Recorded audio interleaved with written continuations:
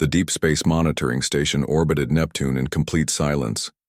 Commander Hyun-woo sat at his desk reviewing daily reports when the emergency alarm started screaming. Red lights flashed across the control room as his team rushed to their stations. "What do we have?" Hyun-woo asked, moving quickly to the main console. Lieutenant Sojin looked up from her screen with wide eyes. "Sir, we are picking up a transmission from outside our galaxy. The signal is massive.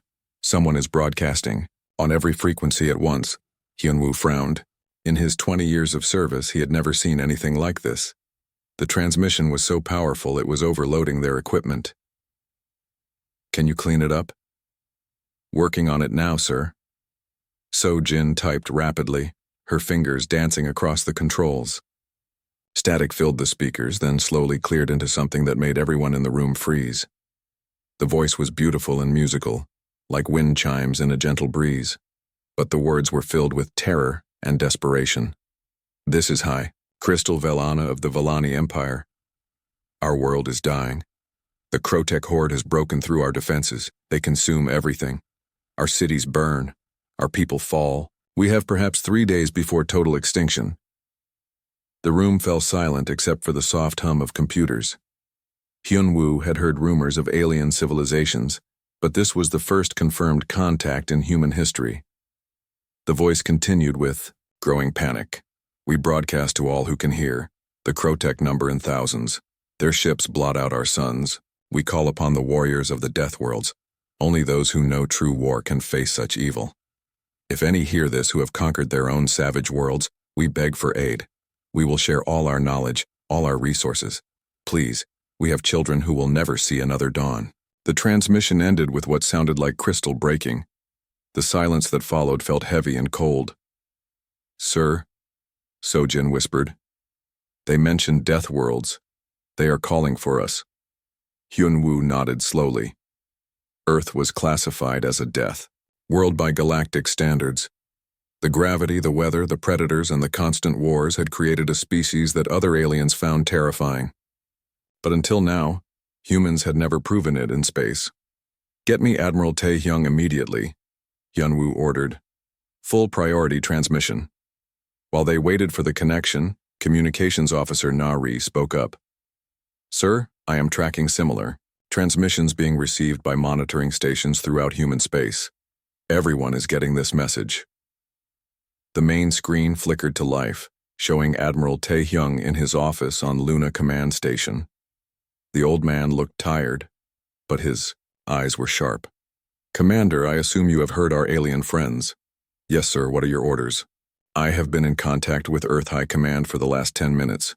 President Minho is calling an emergency session. We need everything you have on this transmission. Location, ship classifications, enemy strength estimates. Everything." Hyun-woo turned to his team. "You heard the Admiral. I want full analysis in 30 minutes. As his people worked, Hyun-woo studied the star charts. The Velani system was far outside human space, nearly 40 light-years away. It would take their fastest ships weeks to reach them, but something about the alien voice made him want to try. Lieutenant Sojin looked up from her analysis station. "Sir, I have preliminary data. The Velani system contains one inhabited planet called Christia. Population estimates suggest around 12 billion beings. The enemy force appears to be approximately 3,000 combat vessels." 3,000. Hyun-woo whistled softly. The entire human fleet contained maybe 800 warships. "What about their technology?" "Unknown, sir, but the transmission technology is incredibly advanced. They are broadcasting across galactic distances in real time. That suggests power sources and communication systems far beyond our current capabilities." Communications Officer Na-ri raised her hand. "Sir, I am receiving priority transmissions from Earth. The President is addressing the nation in 1 hour." Hyun-woo nodded. This was bigger than anything humanity had ever faced. First contact with aliens, a cry for help from a dying civilization, and an enemy that sounded like something from nightmares. "Keep monitoring all frequencies," he ordered. "If there are any follow-up transmissions, I want them immediately." 30 minutes later, the team presented their findings to Admiral Tae-hyung via secured channel. The data was both encouraging and terrifying. The Vallani appeared to be a peaceful species with advanced technology but limited military experience. They had built beautiful crystal cities and achieved interstellar travel, but they had never fought a real war. The Krotech horde was different. Intelligence analyst Corporal Wanbin had found references to them in deep space monitoring reports. They were a nomadic species that traveled from system to system, consuming everything in their path. Entire civilizations had simply vanished when the Krotech arrived. What makes them so dangerous? Admiral Taehyung asked.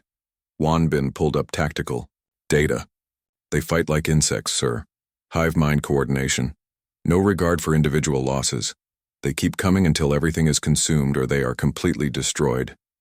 Most species cannot handle that kind of warfare. But humans can, the Admiral said quietly. Yes, sir. We have been fighting total wars for thousands of years. We understand that some enemies cannot be reasoned with or defeated partially. They must be completely eliminated. Admiral Taehyung was quiet for a long moment. What is your recommendation, Commander? Hyunwoo had been thinking about this since the transmission began. Sir, we cannot let an entire civilization die when we have the power to help. These Vallani called specifically for Deathworld warriors. They know what they are asking for. The risks are enormous. We would be committing our entire fleet to save people we have never met, against an enemy we do not fully understand. Yes, sir. But what kind of species would we be if we ignored a cry for help like that? The Admiral smiled grimly. The kind of species that survives by letting others die. But you are right, Commander. That is not who we choose to be. The screen flickered as another priority transmission came through.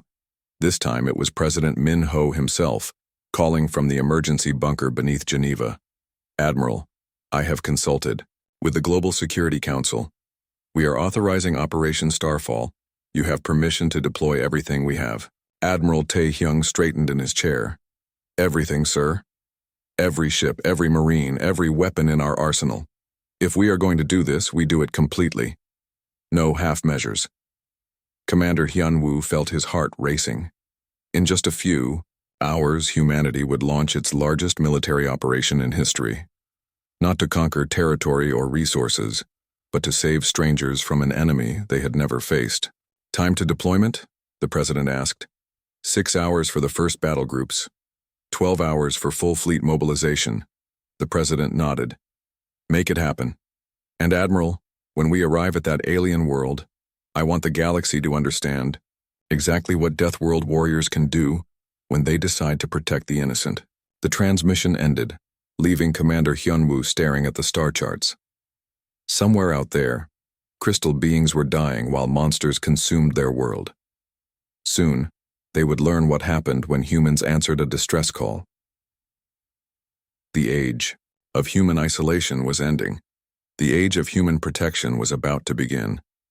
Fleet Admiral Dongmin stood on the observation deck of Luna Command Station, watching the largest military buildup in human history.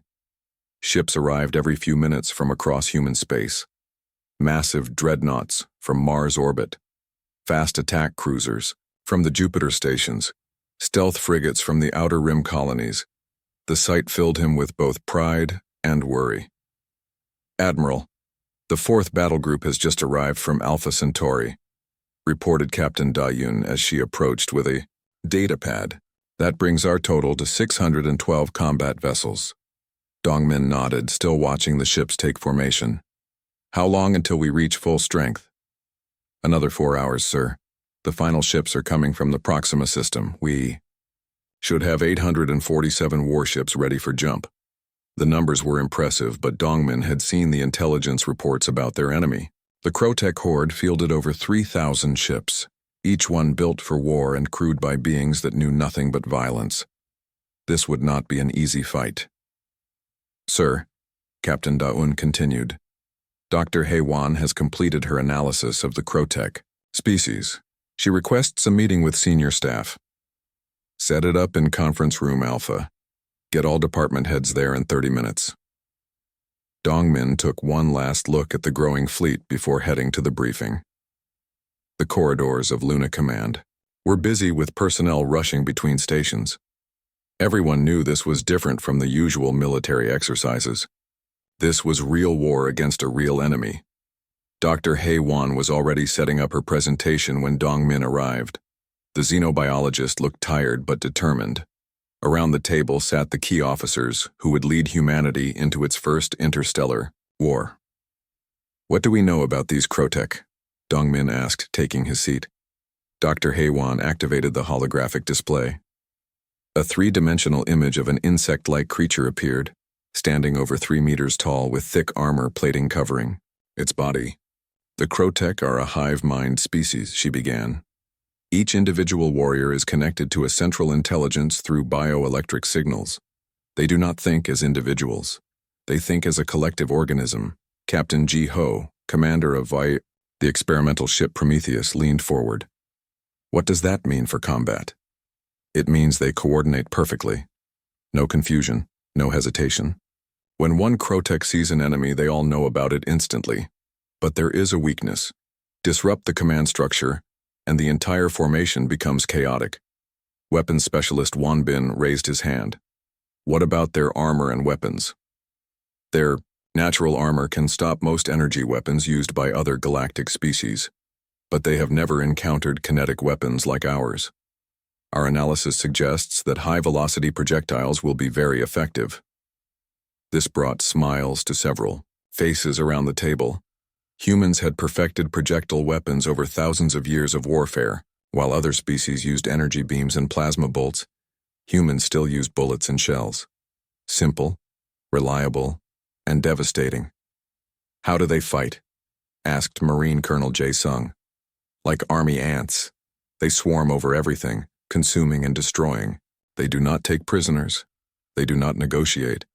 They eat everything organic and strip mine everything else." The room fell silent as everyone absorbed this information. They were not just fighting an enemy army. They were fighting to prevent genocide. Admiral Dong-min stood up. "Thank you, Doctor. Now let us talk about how we are going to kill them all." The tactical planning session lasted 3 hours. Every detail was examined and planned. Supply lines, communication protocols, casualty evacuation procedures. The staff worked with the efficiency of professionals who knew lives depended on getting every detail right. Engineer Mi Young presented her modifications to the ammunition supplies. "We have loaded every ship with maximum kinetic rounds, tungsten penetrators, depleted uranium shells, and titanium core missiles. If their armor can stop this, they are tougher than anything we have ever faced." Communications Officer Nari had been monitoring transmissions from the Villani system. "The situation is getting worse," she reported. "We are receiving fewer and fewer signals. The Krotech are systematically destroying everything." "How much time do we have?" Dong-min asked. "Maybe 18 hours before total collapse. After that, there will be nothing left to save." The Admiral looked around the room at his officers. These men and women would lead humanity into the unknown against impossible odds, but they were ready. Earth had spent centuries preparing its children for war. Now it was time to see if that preparation was enough. "We jump in 16 hours, Dong-min announced. "That gives us 2 hours to reach the system and deploy before the Villani are completely overrun." As the meeting ended, Captain Da-un approached the Admiral privately. "Sir, what if we are not strong enough? What if 800 ships are not enough against 3,000? Dong-min looked out at the assembled fleet through the conference room window.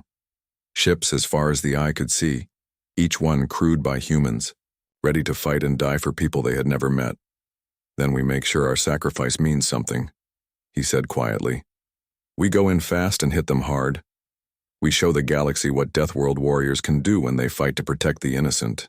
Captain Ji-ho was running final tests on the Prometheus when his tactical officer Ye-jin brought him the latest intelligence update. "Captain, long-range sensors have detected the Krotech fleet composition. The numbers are worse than we thought." "How much worse?" "Over 4,000 ships now. They seem to be gathering reinforcements from other raids." Ji-ho nodded calmly. He had expected this. The Krotech had been successful for so long because they brought overwhelming force to every battle. But they had never fought humans before. "What about the planet?" "Massive destruction across all continents. The Krotech are not just attacking military targets. They are consuming entire cities. This made Jiho angry. Professional soldiers could understand attacking military targets, but consuming civilian populations was something else entirely. It was extermination for the sake of extermination. Get me Captain Wanbin in weapons control. The screen showed his weapons specialist reviewing ammunition manifests. Captain, all systems are ready. We have enough firepower to level a continent. We may need to. These creatures are not soldiers, they are parasites. We are going to burn them out of that system completely. Throughout the fleet, similar conversations were taking place. Marines checking their equipment, engineers running, final diagnostics. Medical teams preparing for massive casualties. Everyone understood the stakes. Dr. Chan Wu, the chief medical officer, was organizing the hospital ships when he received a priority message from Earth. Medical Command was sending every available doctor and nurse to support the operation. They were preparing for a war unlike anything humans had ever fought. In the fighter bays, pilots ran through combat simulations. The enemy they would face was unlike anything in human military history. No tactics, no strategy, just overwhelming numbers and absolute aggression. The pilots would need to adapt quickly or die. As the final ships arrived and took their positions, Admiral Dongmin prepared his address to the fleet. In a few hours, nearly 1 million humans would jump into hyperspace heading for a battle that would define humanity's place in the galaxy. The message was simple and direct. We go not as conquerors, but as protectors. We carry with us the hopes of every peaceful species that cries for help in the darkness. Today we show the galaxy that Deathworld warriors do not just fight for themselves. We fight for anyone who cannot fight back. The countdown began. 16 hours until jump. 16 hours until humanity learned what it truly meant to be the galaxy's protectors. The human armada dropped out of hyperspace at the edge of the Christia system, with thunderous flashes of blue light. 847 warships appeared in perfect formation, their weapons already charging and shields at full power. Admiral Dongmin watched the tactical display from the bridge of his flagship Indomitable as reality became visible. The sight was worse than their worst projections. The Krotech fleet filled space around the beautiful blue planet like a swarm of metal locusts. Over 4,000 enemy ships in chaotic formations, some as large as human cities.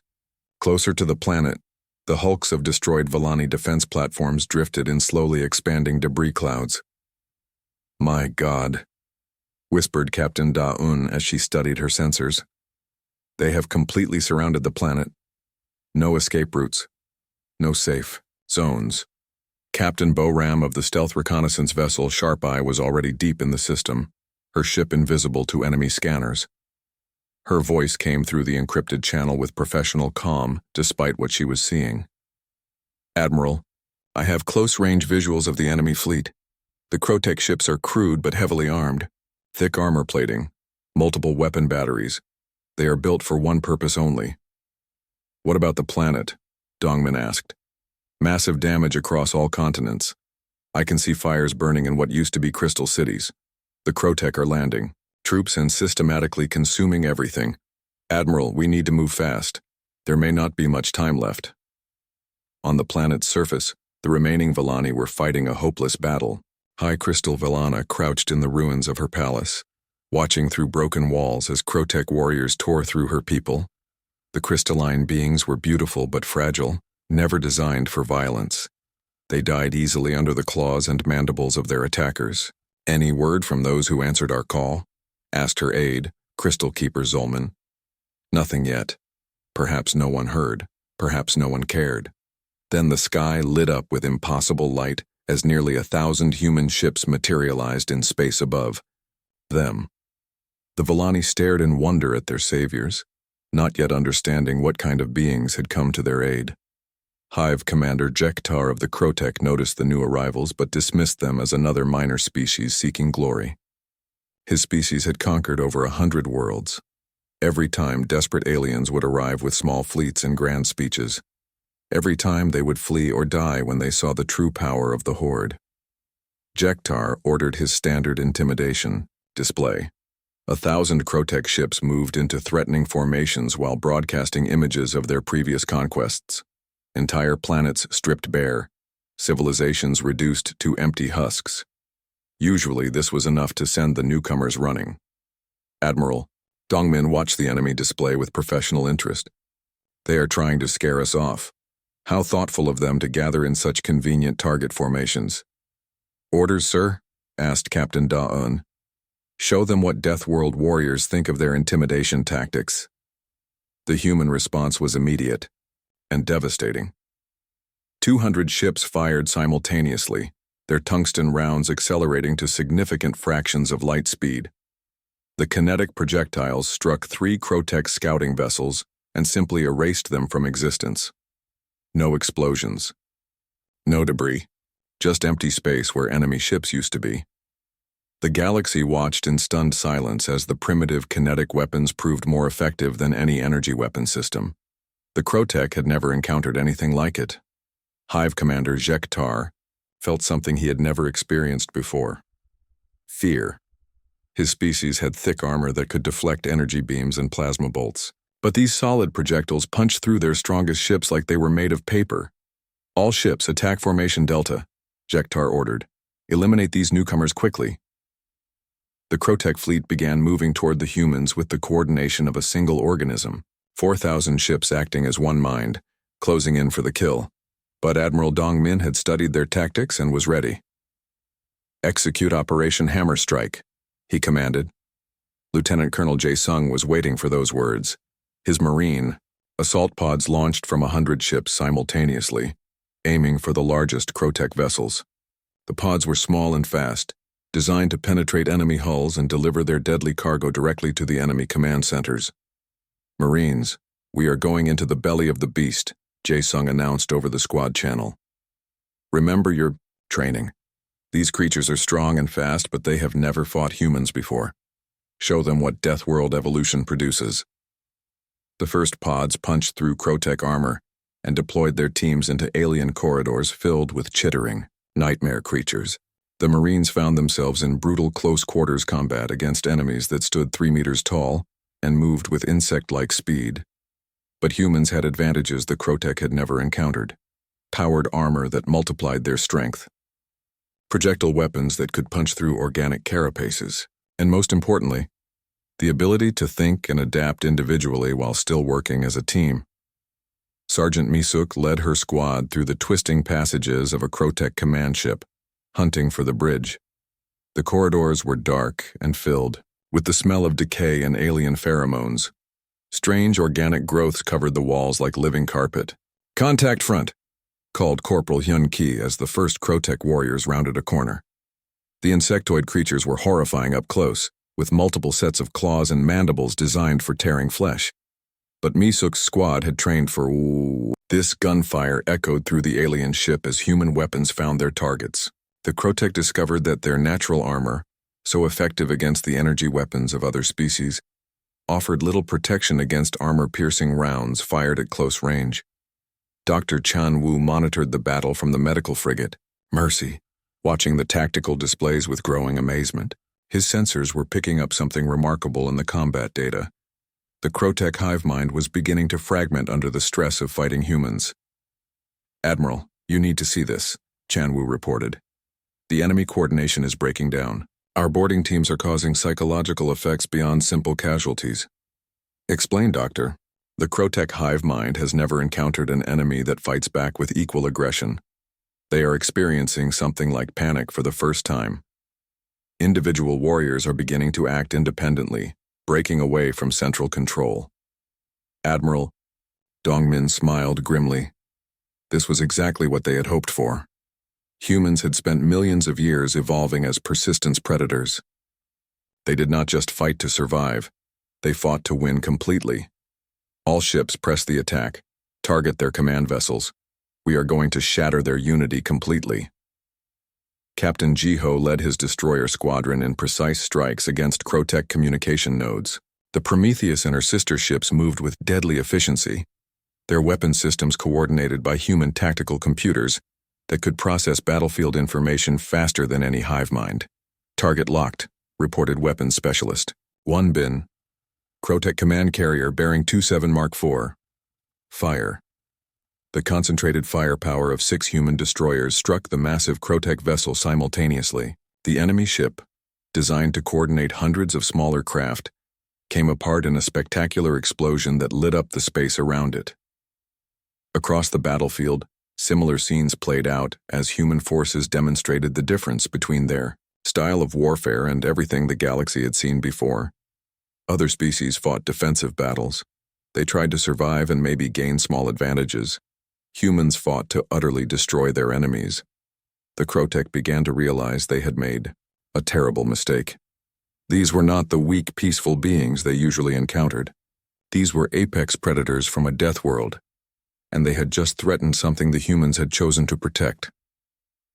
High Crystalvel Anna watched from her ruined palace as the space battle raged above her world.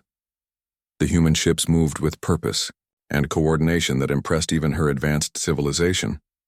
But what amazed her most was that these strange beings were risking their lives for people they had never met. Keeper Zolman, can you establish communication with our saviors? I will try, High Crystal. As the battle continued to rage, first contact between humanity and the Villani was about to begin, but the humans had already made their statement to the galaxy. When peaceful beings called for help, Deathworld warriors answered with overwhelming force. The space battle spread across multiple orbital zones as Admiral Dong Min implemented what human military doctrine called total warfare. Unlike other species that fought for territory or resources, humans fought to completely eliminate threats to those they protected. The Crotech were about to learn the difference. Captain Suho commanded the destroyer squadron assigned to communication disruption. His 6 ships moved through the enemy formation like surgical instruments, targeting the specialized vessels that coordinated Crotech hive mind operations. Each successful strike sent ripples of confusion through enemy ranks. Target destroyed, reported his weapons officer. That is the 5th command node eliminated. Suho watched his tactical display as Crotech formations began to fragment. Without their central coordination, individual ships started acting on instinct rather than strategy. Some continued attacking. Others tried to retreat. Many simply stopped, moving as their crews waited for orders that would never come. Admiral, this is Suho.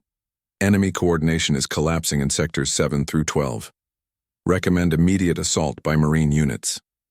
Confirmed, Captain. Well done. On the surface of Christia, Major Kyung-Soo led the 7th Marine Expeditionary Force through the ruins of what had once been the planet's most beautiful city. The crystal structures that gave the world its name lay shattered like broken glass, their fragments reflecting the fires that burned throughout the urban areas. The Crotech ground forces were different from their space-based cousins. These were specialized for consumption, with enlarged mandibles and digestive systems that could process any organic matter. They moved through the city like a plague of locusts, devouring everything in their path. Squad leaders, report status. Kyung-Soo commanded through his helmet communicator. 2nd Squad has secured the Eastern District, came the reply from Sergeant Wanjae. Light resistance. The enemy seems more interested in feeding than fighting. That ends now. 3rd Squad set up explosive barriers around the feeding sites. When these things come back to feast, they get a surprise. The human Marines moved through contaminated zones that would kill most other species. Their powered armor protected them from toxic atmospheres and radioactive debris, while their weapon systems automatically adjusted for local conditions. They were designed to fight in the worst environments imaginable. In space, Commander In-Soo piloted the heavy cruiser Retribution through a formation of Crotech battleships. His tactical approach confused the enemy because it made no sense by galactic standards. Instead of maintaining safe distances and exchanging long-range fire, he brought his ship dangerously close to enemy vessels. Sir, we are within their defensive perimeter, warned his navigation officer. Perfect. Fire all batteries, maximum rate. The Retribution unleashed every weapon system simultaneously at point-blank range. Kinetic rounds, missile salvos, and particle beams struck the Crotech ships before they could react. At such close distance, even their thick armor provided no protection, but In-Soo was not finished. As his ship pulled away from the destroyed enemies, He ordered a maneuver that horrified alien observers throughout the galaxy. He deliberately rammed his damaged cruiser into the largest remaining Crotech vessel, using his own ship as a guided missile. All hands, abandon ship. Activate emergency beacons, he ordered as his crew evacuated to rescue pods. The collision destroyed both vessels in a massive explosion that created a temporary star in the darkness of space. Other human captains watched with approval. This was how Deathworld warriors fought when the stakes were high enough. The tide of battle began turning when Colonel Yunji led her Special Forces team on the most dangerous mission of the war. Intelligence had identified the Crotech flagship, a massive biomechanical construct that housed the broodmother controlling the entire invasion force. "Remember, we need to reach the central chamber," Yunji told her team as their stealth transport approached the enemy vessel. "The broodmother is the brain of this operation. Cut off the head and the body dies." The flagship was unlike anything in human experience. The corridors were lined with living tissue that pulsed with alien heartbeats. Strange fluids dripped from organic pipes that carried nutrients to different parts of the ship. The air was thick with pheromones that would drive most species insane, but the human Special Forces team had trained for this. Their armor filtered the atmosphere while combat drugs in their bloodstream kept their minds clear and focused. They moved through the nightmare landscape like professional exterminators, because that is exactly what they were. "Contact left," whispered Sergeant Dong Hyun as a group of Crotech guards appeared in the corridor ahead.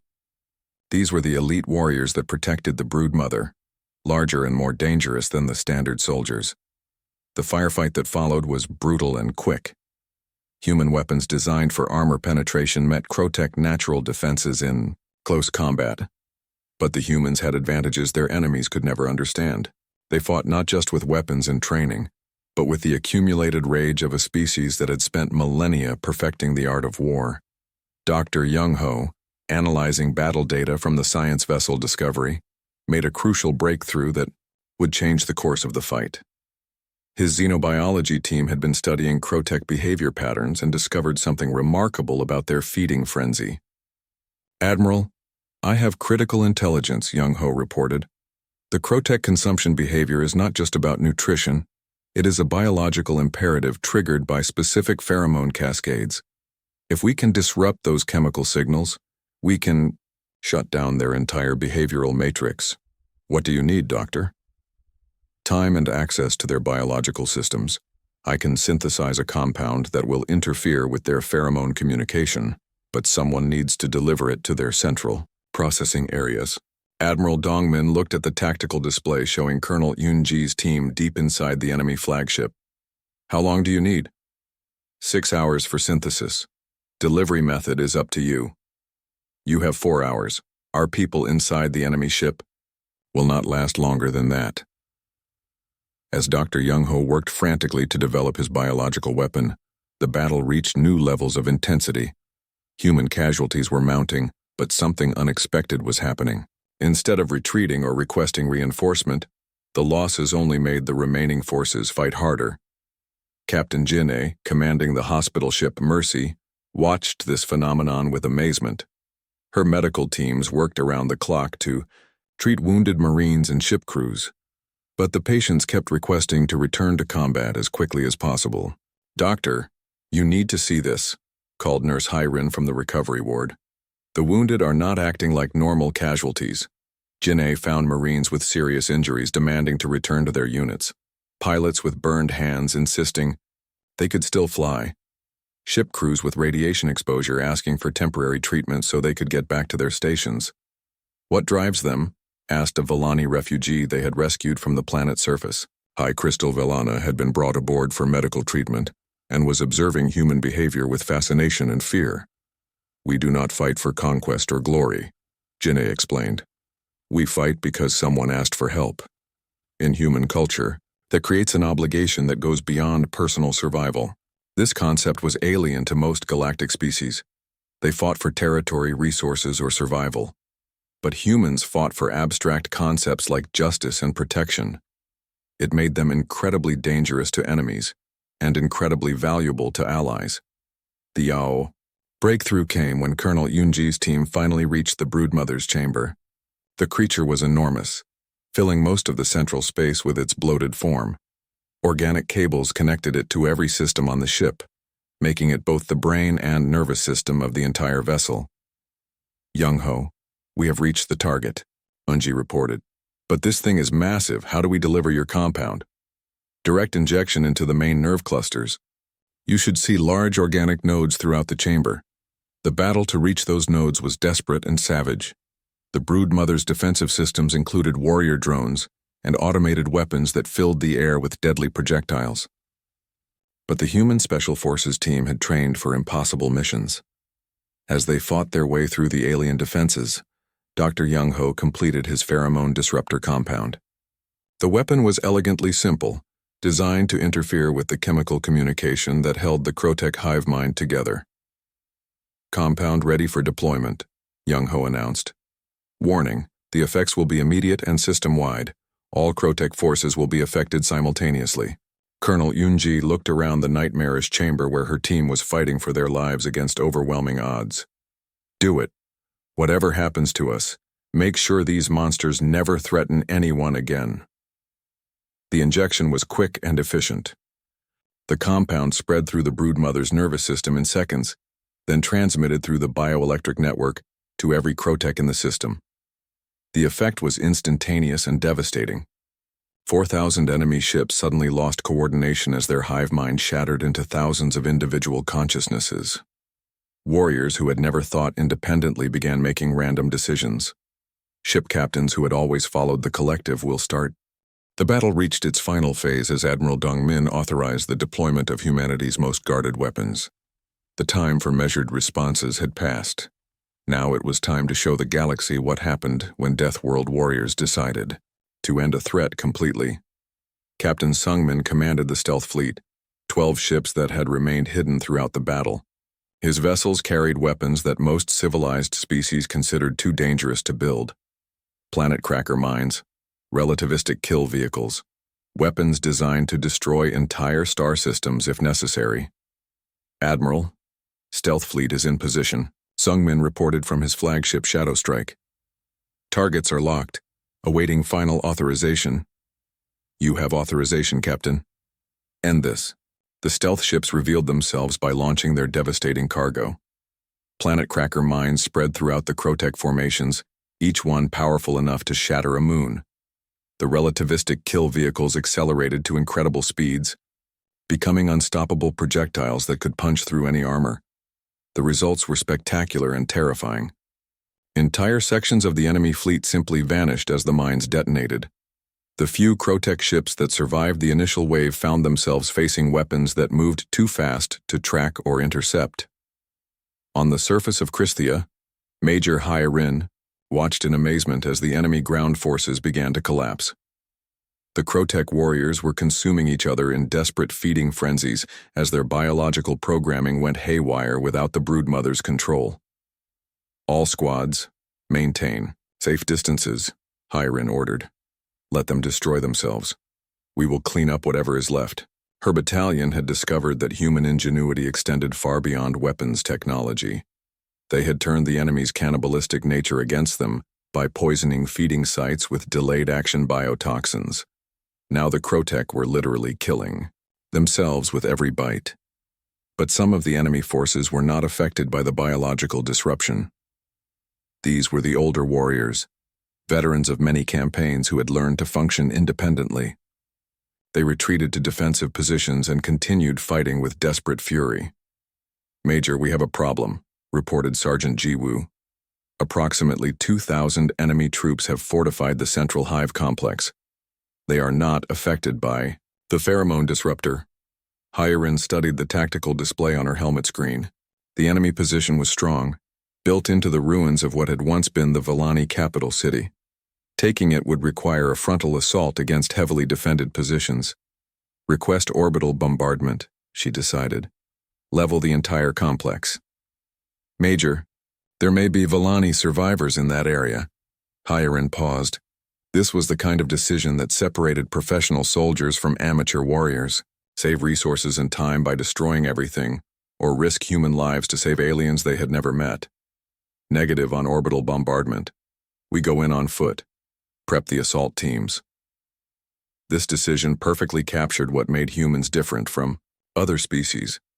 They had the power to simply eliminate all problems with overwhelming force. But they chose the harder path when innocent lives were at stake. Commander Wu Jin had volunteered for what everyone knew was a suicide mission. His ship Defiance carried Dr. Young-ho's second-generation pheromone disruptor directly to the heart of the enemy fleet. The weapon needed to be delivered at close range to affect the remaining Crotech command structures. "Captain, we are approaching the target area," reported his navigation officer. "Enemy fire is increasing. Maintain course. All power to forward shields." The Defiance pushed through a storm of enemy weapons fire, her hull glowing with the heat of multiple impacts. Wu Jin's crew worked with calm professionalism, knowing their sacrifice would save both human and Volani lives. "Weapon deployment in 30 seconds, announced Dr. Young-ho from the science station. "Thank you, Commander. What you are doing today will be remembered forever. Just make sure it works, Doctor." The weapon deployed successfully, spreading through the remaining enemy formations like invisible death. The last coordinated Crotech, resistance crumbled as their command structure disintegrated. Wu Jin's ship, too damaged to escape, was destroyed by enemy fire moments later, but his sacrifice had the intended effect. The Crotech fleet was now completely broken. Individual ships, trying to escape in random directions. None of them would succeed. Captain Jinnei aboard the hospital ship Mercy continued her humanitarian work, even as the battle raged around her. Her medical teams had saved hundreds of Volani survivors and were working to treat injuries caused by Crotech feeding attacks. The Volani were amazing beings, their crystalline bodies capable of regeneration that seemed almost magical to human doctors. But they were also fragile in ways that touched human protective instincts. "Dr. Jinnei," called High Crystal Velana from her recovery bed, "why do your people risk so much for strangers? This is not normal behavior for galactic species." Jinnei finished treating a young Volani who had lost most of his crystal formations to Crotech feeding damage. The child would recover, but it would take time and care. High crystal humans evolved as pack hunters. Our survival instinct extends to anyone we consider part of our pack. When you asked for help, you became part of our pack. But we are not human. We are not even similar to humans. That does not matter. You asked for protection and we answered. That makes you family. This concept was so alien to most galactic civilizations that they could not understand it. But it was the core of human morality. Protect the pack. Expand the definition of pack to include anyone who needed protection. Fight until the threat was completely eliminated. The remaining Crotech made their final mistake when they attempted to retreat. They had spent so long as the galaxy's apex predators that they did not understand how real predators behaved. Humans did not fight defensive battles. They fought wars of complete victory. Admiral Dongmin's fleet pursued the fleeing enemy with relentless efficiency. Every Crotech ship that tried to escape was hunted down and destroyed. This was not cruelty. It was practical extermination of a species that could never coexist with peaceful civilizations. "Sir, long-range sensors detect Crotech ships attempting to reach hyperspace jump points," reported Captain Dayun. "Deploy interdiction fields. Nothing leaves this system alive." The technology to prevent hyperspace jumps was normally used for rescue operations, creating safe zones where damaged ships could not accidentally jump into solid matter. Humans used it to trap their enemies like animals in a cage. General So Young coordinated the final ground assault on Christhia from her command ship in orbit. Her combined force of Marines, special operations teams, and orbital support units moved through the planet methodically, eliminating every Crotech position. "Sector 7 clear," reported Colonel Minki. "No enemy survivors." "Sector 12 clear," called Major Hyunsu. "We found more Volani civilians in the underground shelters." "Excellent. Continue sweep and clear operations. I want every square kilometer of this planet searched." The operation took 18 hours of continuous combat. When it was finished, not a single living Crotech remained on Christhia or anywhere in the system. The galaxy's most feared predators had been completely exterminated by the species they had dismissed as primitive mammals. Dr. Chan Wu compiled the final casualty reports with mixed emotions. Humanity had lost 43 ships and over 8,000 personnel. Each loss was a tragedy that would be remembered and honored, but they had saved an entire civilization from complete extinction. The medical data told another story that would reshape galactic understanding of human psychology. Despite facing overwhelming odds and taking heavy casualties, human forces had not shown a single case of combat breakdown or retreat. Other species experienced psychological collapse when facing superior numbers. Humans became more determined. "Admiral, this is impossible by galactic standards," Chan Wu reported. "No species fights harder when losing, but human stress responses actually increase combat effectiveness under pressure. That is because we are not fighting for ourselves, Doctor. We are fighting for them." High Crystal Velana, now recovered enough to walk, toured the Mercy's medical facilities with Captain Jinneh. The Velani leader was trying to understand the beings who had saved her people, but human behavior continued to puzzle her. "Your warriors treat our wounded with the same care as your own people," she observed. "This is not normal predator behavior. High Crystal humans learned long ago that strength without compassion leads to becoming the monsters we fight against. We protect because we choose to protect, not because we gain anything from it." The conversation was interrupted by an urgent transmission from Admiral Dongmin. "All ships prepare for final operations. Long-range sensors have detected additional Crotech forces approaching from outside the system. This is not over." The reinforcements were massive, over 6,000 ships emerging from hyperspace in attack formations. The galaxy watched in horror as it became clear that humanity had not faced the main Crotech fleet. They had only fought an advance force. But something had changed in the human forces during the battle for Christia. They had tasted victory against impossible odds and discovered that they were even more dangerous than they had believed. The approaching enemy reinforcements were not a threat. They were an opportunity to finish. The final battle lasted only 6 hours. The Crotech reinforcement fleet, expecting to find their advance forces consuming another conquered world, instead found the scattered debris of their entire expeditionary force and 800 human warships, waiting in perfect battle formation. Admiral Dongmin had used the time between engagements to deploy his fleet in what would become known as the Christia formation. Every approach vector was covered, every escape route was blocked. The arriving Crotech found themselves trapped in a carefully prepared killing field. "Admiral, enemy fleet is attempting to establish communication," reported communications officer. "Nari, put them through." The Crotech Hive Prime's voice was different from the individual warriors. It carried the weight of billions of linked minds, cold and calculating. "Unknown species, you have interfered with Crotech feeding operations. Withdraw immediately or face complete destruction." Admiral Dongmin's response was broadcast on all frequencies so every species in the galaxy could hear. "This is Admiral Dongmin of the Terran Protection Fleet. You have attacked peaceful beings under our protection. Your feeding operations are terminated. Surrender immediately or be destroyed." The alien laughter that came through the speakers sounded like breaking glass. "Primitive mammals think they can threaten the Horde. We have consumed 1,000 worlds. We have eliminated species far more advanced than yours. Then you have never met humans before." What followed was not a battle. It was a demonstration of what happened when an entire species dedicated itself to warfare for millions of years, then decided to use those skills to protect others instead of themselves. Captain Da-Un led the opening strike with her battle group, targeting the largest enemy vessels with concentrated firepower.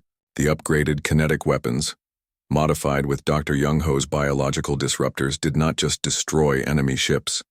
They contaminated them with compounds that spread throughout the Crotech fleet like a plague. General So Young coordinated the Marine assault teams from her command ship. Hundreds of boarding pods launched simultaneously, carrying soldiers trained to fight in the worst environments imaginable. The Crotech discovered that their ships, designed to intimidate other species, were just another hostile environment to humans. "All teams, remember your training. So Young announced. These creatures are parasites. We are the exterminators. Show them what Death World evolution produces. The boarding actions were swift and brutal. Human Marines moved through Crotech ships. Like a natural disaster, their weapons and tactics specifically designed to counter hive mind coordination. Where other species fought defensive battles, humans fought to utterly annihilate their enemies. Lieutenant Colonel Jae Sung found himself leading the assault on the Crotech Super Dreadnought, a ship the size of a small city that housed over 50,000 enemy warriors. His force of 300 Marines seemed impossibly outnumbered, but they had advantages the enemy could not understand. Squad leaders, establish fire zones and advance by sections. Jae Sung ordered as his teams moved through the alien corridors. Remember, they think as a collective.